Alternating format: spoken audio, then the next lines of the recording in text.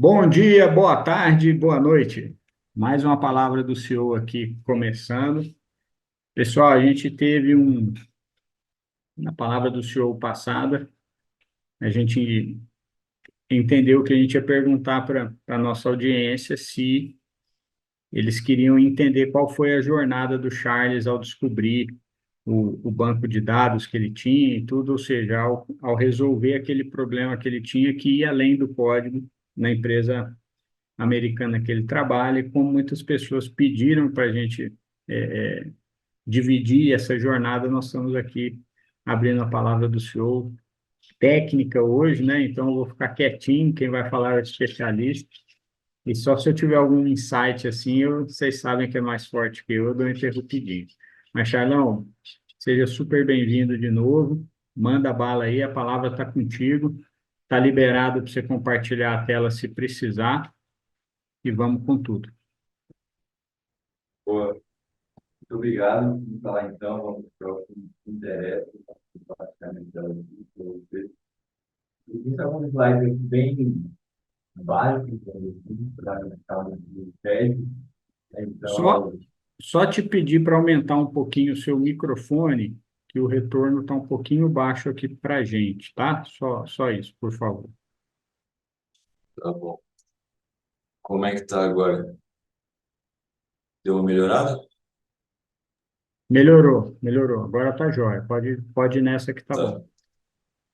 Boa. Então, pessoal, é, né, na última palavra do CEO, a gente comentou, né, que estava fazendo uma pesquisa aí durante a semana retrasada para um sistema novo que a gente está implementando, que é um sistema para a gente ser a plataforma de e-commerce nossa, né? Digamos assim, tipo, a gente tem o nosso e-commerce lá, mas assim, né, o back-office do nosso sistema de e-commerce, de forma geral, para fazer é, reembolso, enfim, todas essas coisas para meio que automatizar esse processo. Então, a gente pensou, né, em trazer essa palavra do CEO. E nesse processo, acabou que eu tive que fazer duas pesquisas para dois tipos de tecnologias que a gente poderia usar. E a primeira delas é qual serviço de mensageria a gente usar, e a segunda dela, qual banco de dados a gente ia utilizar. Então, hoje, na verdade, eu pensei em trazer essa primeira, que eu acho mais legal, qual serviço de mensageria a gente usaria. Enfim, e na próxima palavra do CEO, ou enfim, alguma das próximas, a gente pode abordar esse banco de dados, apesar de que a gente também vai abordar um pouquinho dela aqui hoje.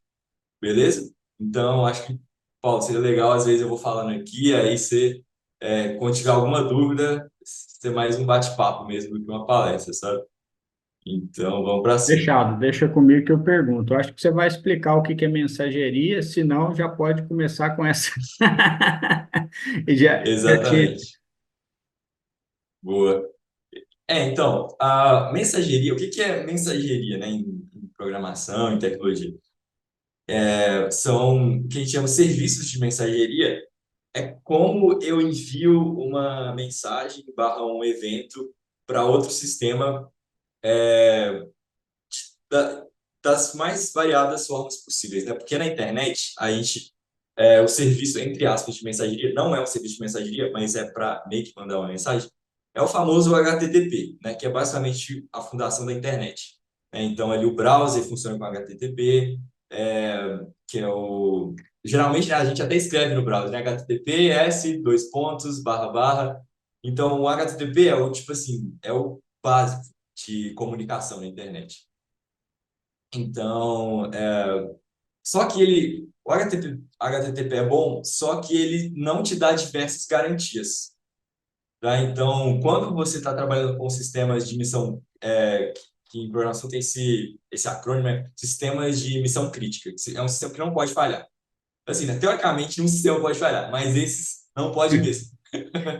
Esse falhar, a É, explosão é maior do que a falha do outro, é, né? exatamente. Esse se falhar vai dar muito errado.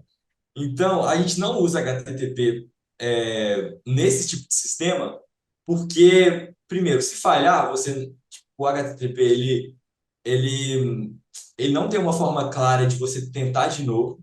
Assim, é possível fazer, só que o sistema de mensageria, vou dar um exemplo. A gente vai falar sobre dois. Tá. O primeiro é a fila, né? Então aqui, eu, por exemplo, eu tenho o meu símbolozinho da caixa, né? Dessa caixa aqui, por exemplo, uma nova, um novo pedido vai chegar para a gente, tá? Beleza? Ali pelo site, alguém vai comprar, vai chegar um pedido para a gente no nosso sistema. Então, eu tenho que ter alguma coisa aqui, eu tenho alguma coisa aqui no meio que vai mandar para ser processada, né? Então, a fila, ou a queue, as mensagens vão chegando e o consumidor ele vai recebendo uma por uma na ordem, tá? Então, ela mantém, em primeiro lugar, ela mantém a ordem. Em segundo lugar, ela é processada de uma a uma, cada uma, né, uma atrás da outra. Então, por exemplo, vamos supor que uma mensagem falha. Geralmente, esses serviços de mensageria, essa mensagem ela vai para que a gente chama de dead letter queue. É o correio de mensagem das mensagens mortas, digamos assim, né? As mensagens que deram errado. Então, o HTTP, por exemplo, não tem isso.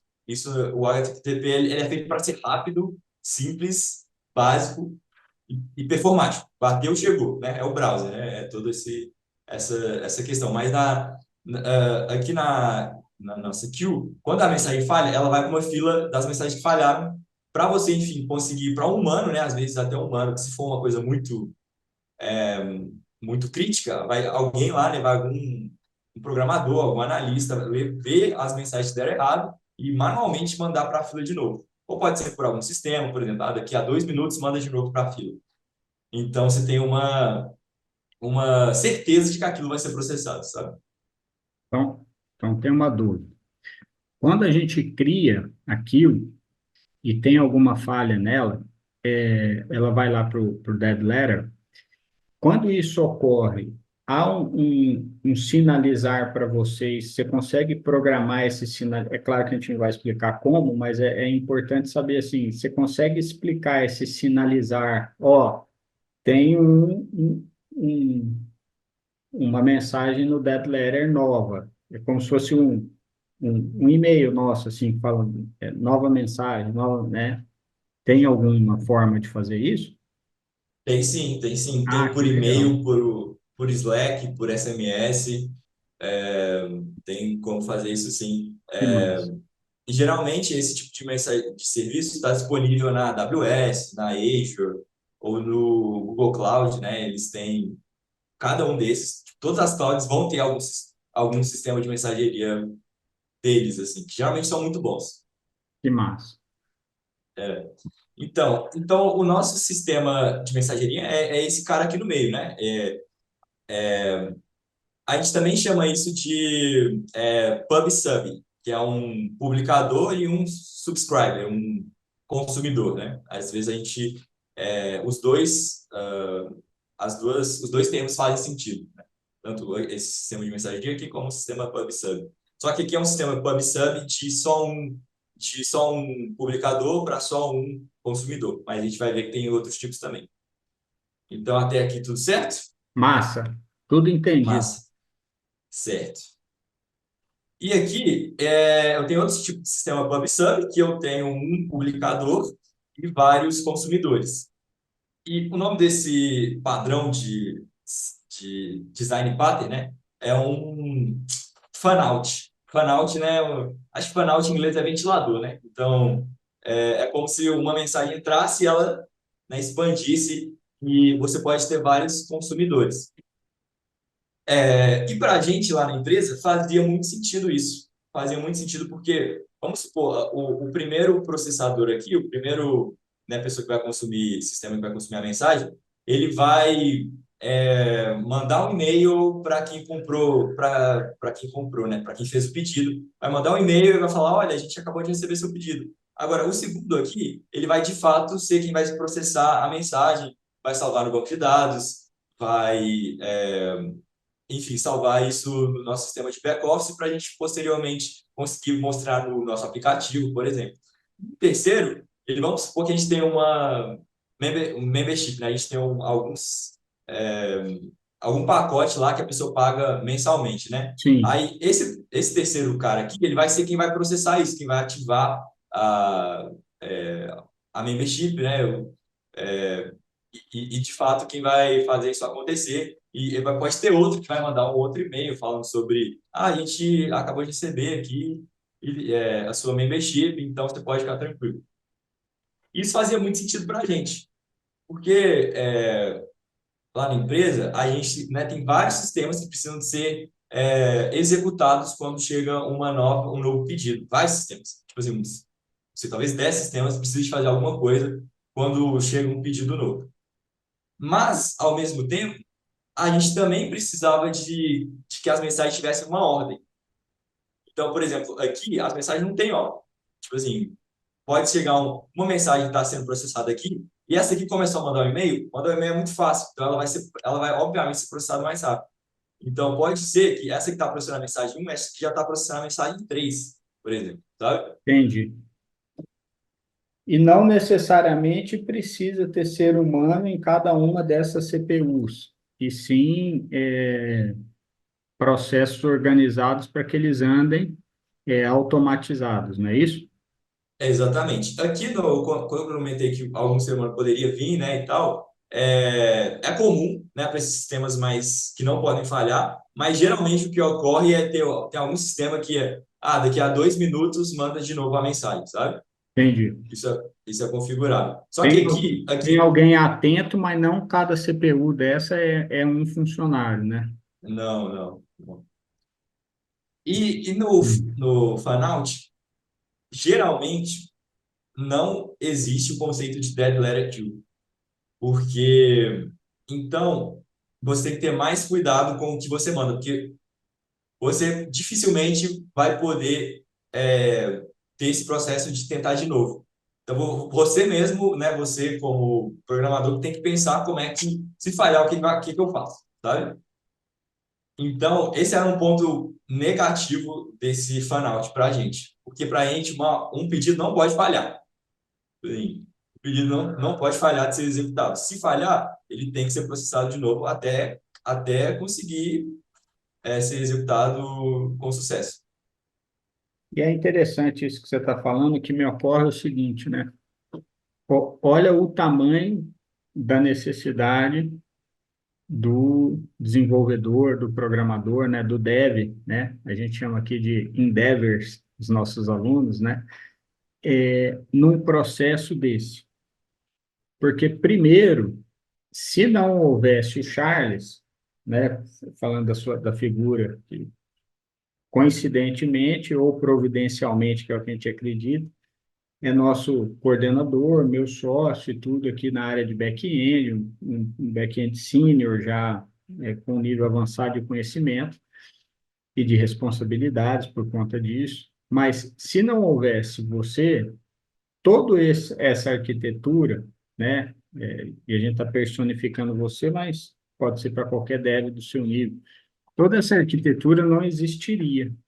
Entretanto, dentro da posição que o Charles exerce hoje, pessoal, precisa ter pelo menos um dev júnior na ponta que, olhando tudo isso, para que, por mais que a arquitetura tenha sido feita, se tiver algum vazamento, entre aspas, né? A gente deu exemplo de arquitetura de casa e de software na outra palavra do senhor, na passada, que nós dois fizemos, eu e o Charles, se tiver um vazamento num cano que não estava previsto, vai precisar de um ser humano ali para poder quebrar, achar o vazamento e estancar esse vazamento na hora.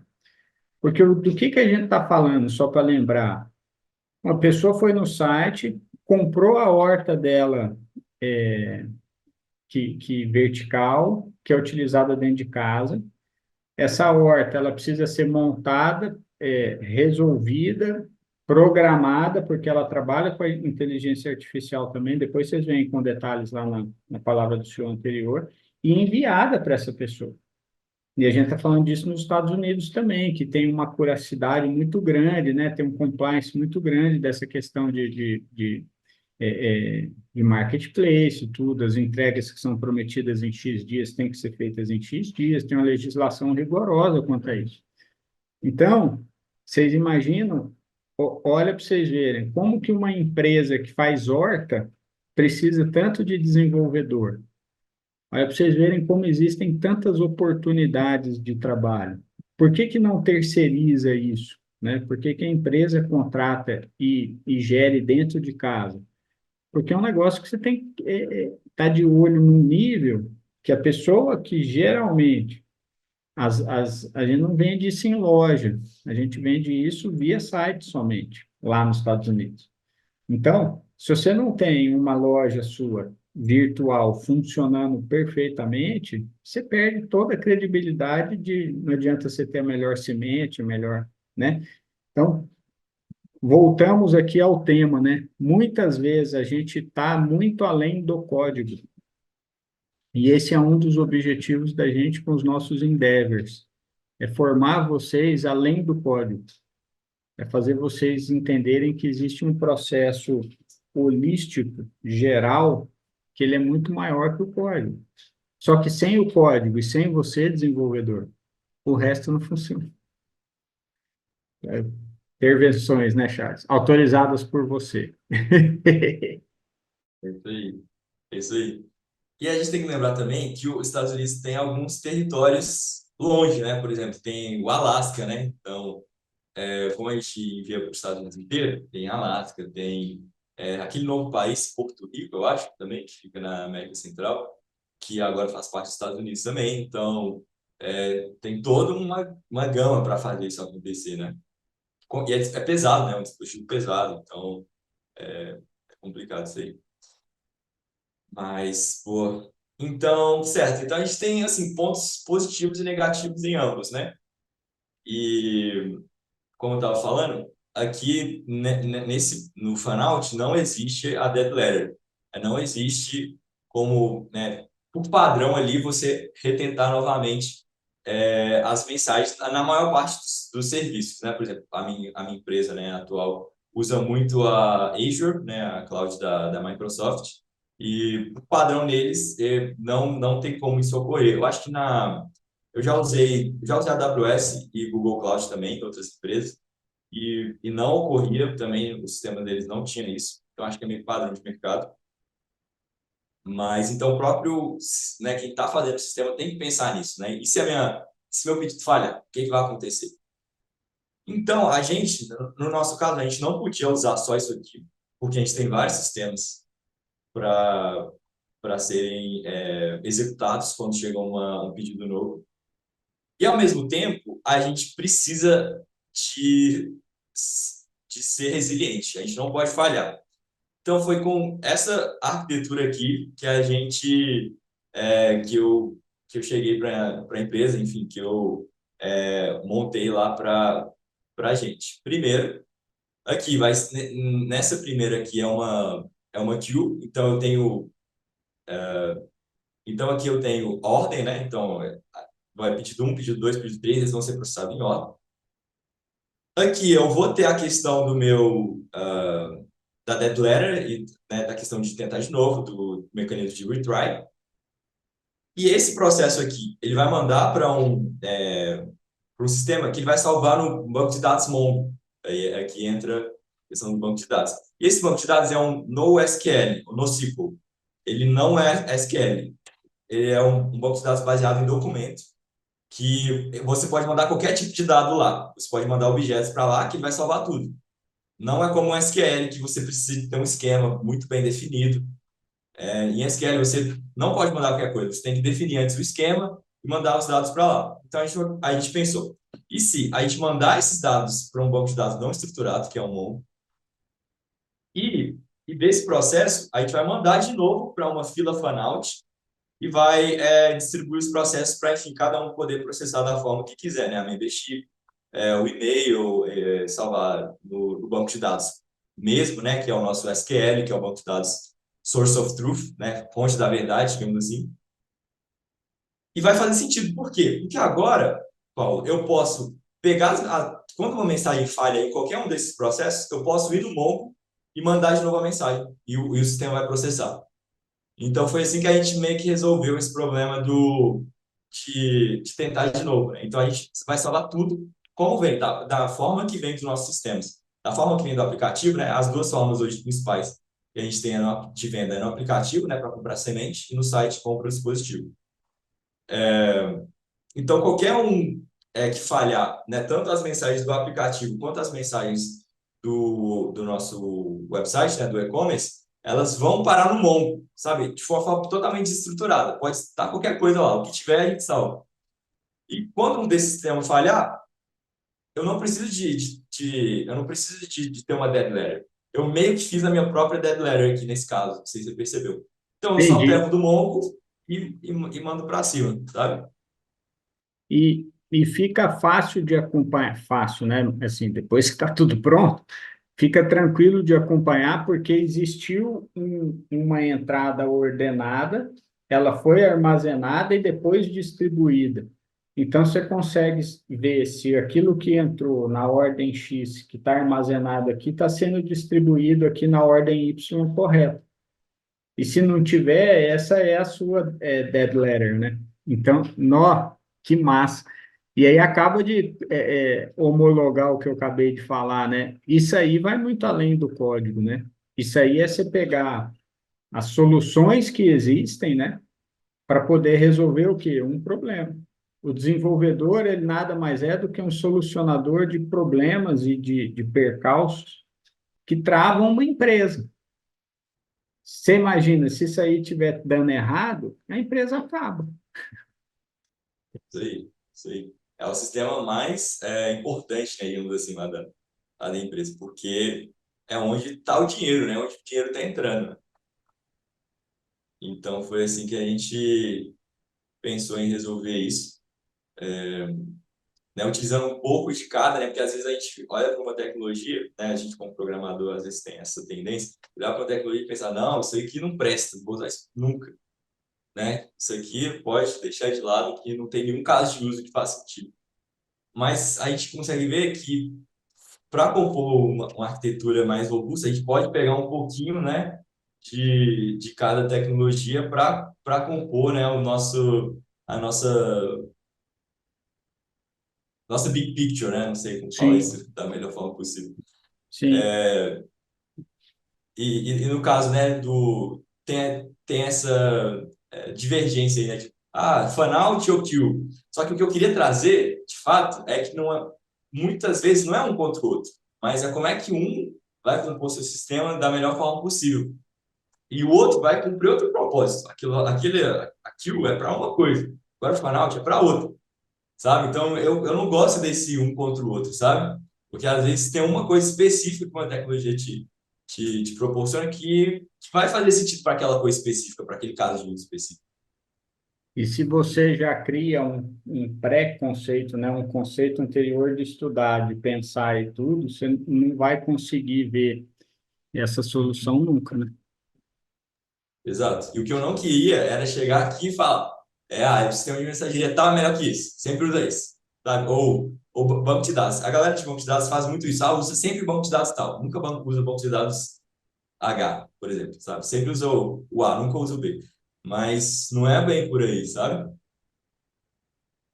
É, porque a aplicabilidade do negócio depende do negócio, né? E não do que você está aplicando, né? Exato, a gente tem É, que começar a olhar para o sistema mais a nível de negócio do que de tecnologia.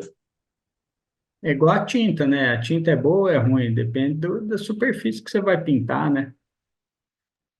Tem superfície que aceita tal tinta e ela fica ótima. Tem superfície que não aceita e ela fica péssima, né? Então, é Exatamente. muito legal. Pessoal, esse negócio que o Charles falou agora é muito importante, né? Não tem o certo e o errado, tem a análise do problema. Lembrem-se disso. É claro que você tem que conhecer a parte técnica, você tem que conhecer o código, você tem que saber o que que um faz, né? Até que eu perguntei para ele o que que é mensageria, né? Aí depois o banco de dados, um negócio que a gente já sabe, né? Mas podemos marcar uma outra para falar disso, Charlão. Acho que faz sentido demais, né? Porque hoje dados é um dos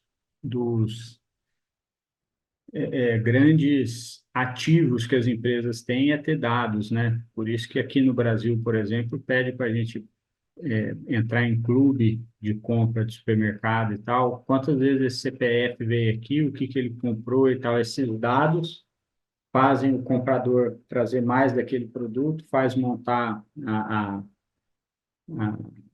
a oferta do mês, né? Que dia que tem um comportamento de compra maior de uma coisa ou de outra, né?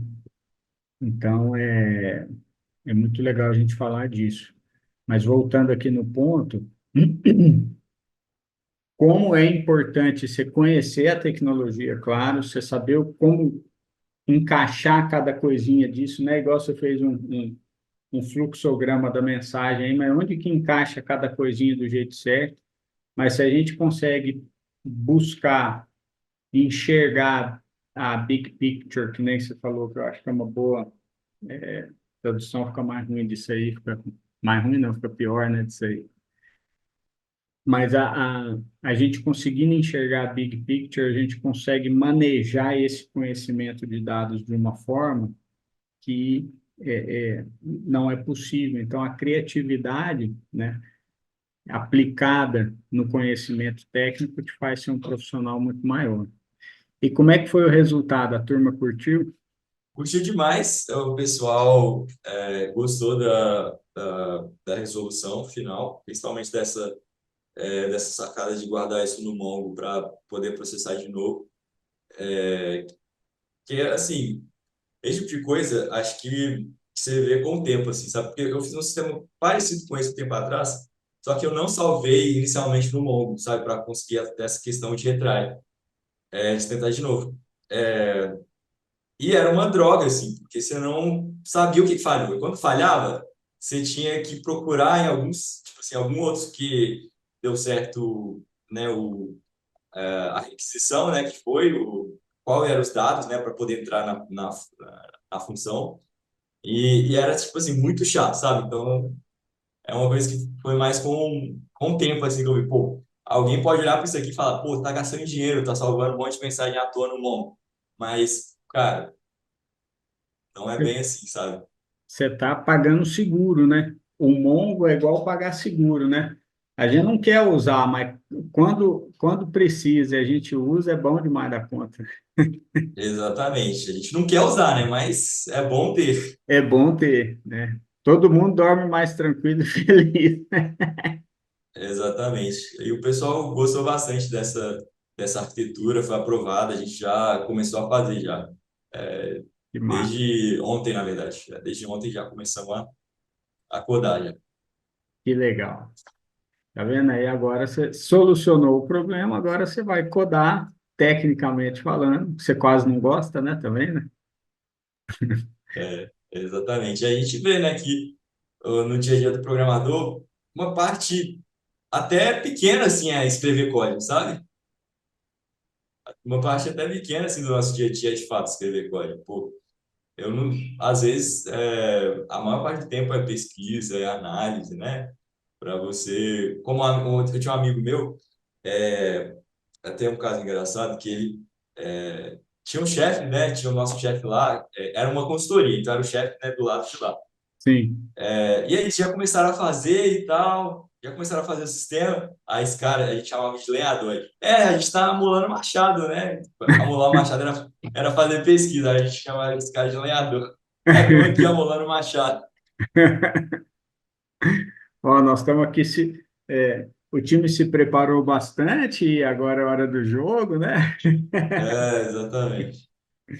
Que legal, que legal. Charles, obrigado, cara. Valeu por trazer esse conhecimento, né? Coisa super importante.